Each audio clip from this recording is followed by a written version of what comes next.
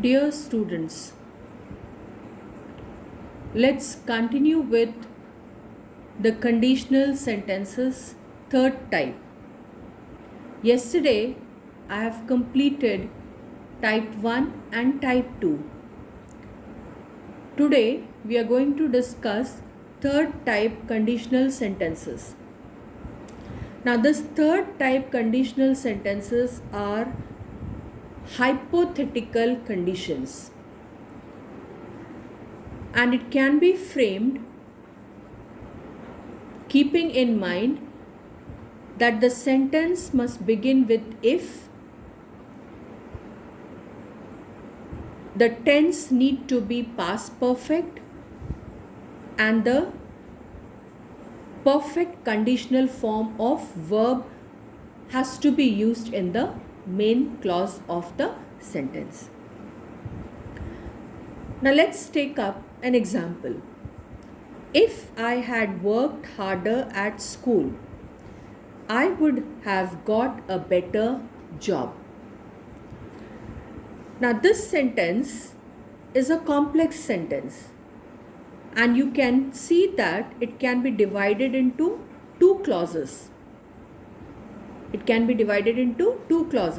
One is I would have got a better job. This is the main clause of the sentence. Okay, I would have got a better job is the main clause of the sentence. If I had worked harder at school is the subordinate clause of the sentence. You can also call it as the dependent clause. Okay, so this is a complex sentence. Now, as per type 3, I have told you can begin a sentence with if. So the sentence has begun with if. Then in this you have past perfect, had worked harder. This had worked indicates that the verb is in the past perfect form.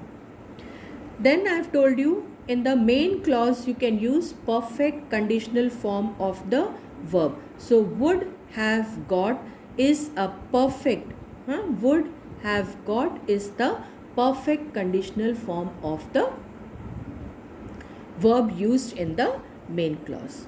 Okay, so if plus past perfect, that is had worked, and would have got is the perfect conditional form of the verb used to frame type 3 sentence. Take another example. If I had any sense, I would have bought a first-hand car. Now this sentence also can be divided into two. I would have bought a first-hand car. This is the main clause of the sentence. And if I had any sense is the subordinate clause of the sentence. The sentence begins with if. As per the rule of type 3, it has been used here to indicate the past perfect form, and would have bought is used here to indicate the perfect conditional form of the verb. Okay, now let's take up some more conditional words like unless, but for, otherwise, provided, and suppose. Suppose if you're told to replace if by any of these words, then what is the rule that you have to follow? That we will discuss now. Now let's take up the first one. Since you are told to replace if with unless, okay, if with unless. So when you are you have to keep in mind that if plus negative, when it is transformed to a sentence beginning with unless, it becomes affirmative. So unless plus affirmative. Let's see the example. For example, if he does not apologize, we will not speak to him. So this sentence is again divided into two. We will not speak to him is the main clause of the sentence, and if he does not apologize is the subordinate clause of the sentence. Okay, so when you are changing, when you are converting, beginning is sentence with unless. You have to keep in mind unless is a negative word, and with this unless the sentence has to be affirmative. So if is replaced by unless. Okay, he apologizes. Does not has been changed to apologizes. Okay, if he apologizes, we will refuse to speak to him. So unless is a negative word, but with this you have framed the sentence in the affirmative form. So unless he apologizes, we will refuse to speak to him. Okay, now let's take up next word, that is but for.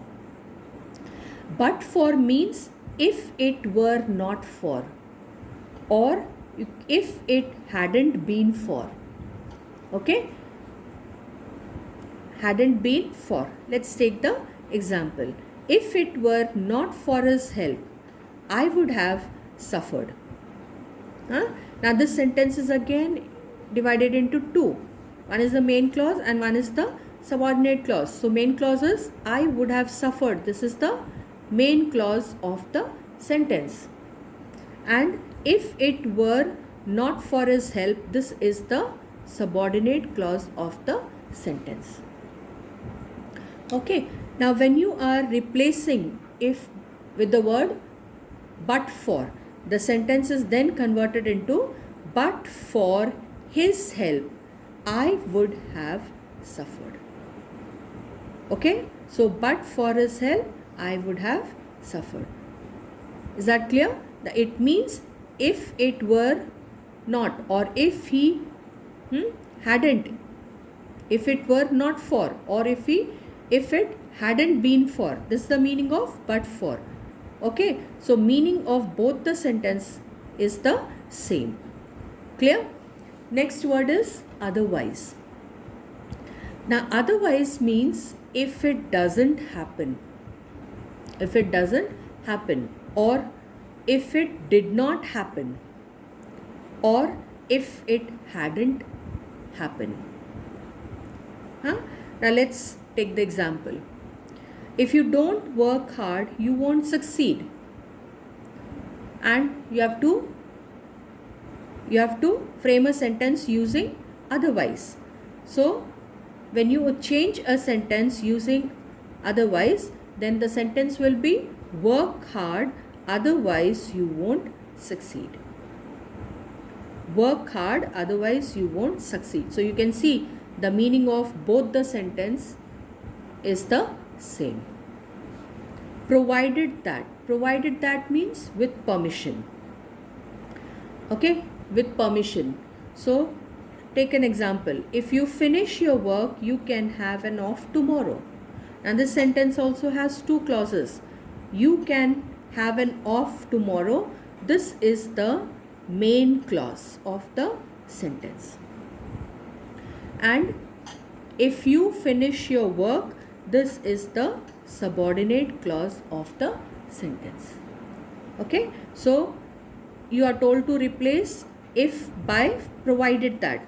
So when you change it into provided that, if has been replaced to provided that you finish your work, you can have an off tomorrow. So tense is the same and the meaning is the same. Finish, can, these are the words indicating the present tense. So tense is the same and the meaning is the same, and the word if has been replaced by provided that, which means with permission. Next word is suppose or supposing. It means what if. The meaning of this is what if. Take the example. Have a look at the example. If we miss the train, what shall we do? If we miss the train, what shall we do? Now this word if has been replaced with suppose or supposing. Okay, suppose we miss the train, what shall we do? Huh? Tense is the same, shall, huh? Miss. Okay, so tense remains unchanged, and you also find that if has been replaced by the word suppose, and suppose means what if, what shall, if we miss the train, what shall we do?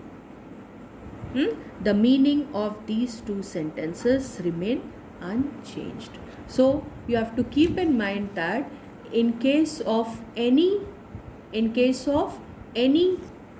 kind of transformation, whatever are the rules, you have to follow those rules. At the same time, you have to be very particular about the tense that has been used in the sentence, and you should be careful that you do not change the meaning of the sentence. Okay, we stop here.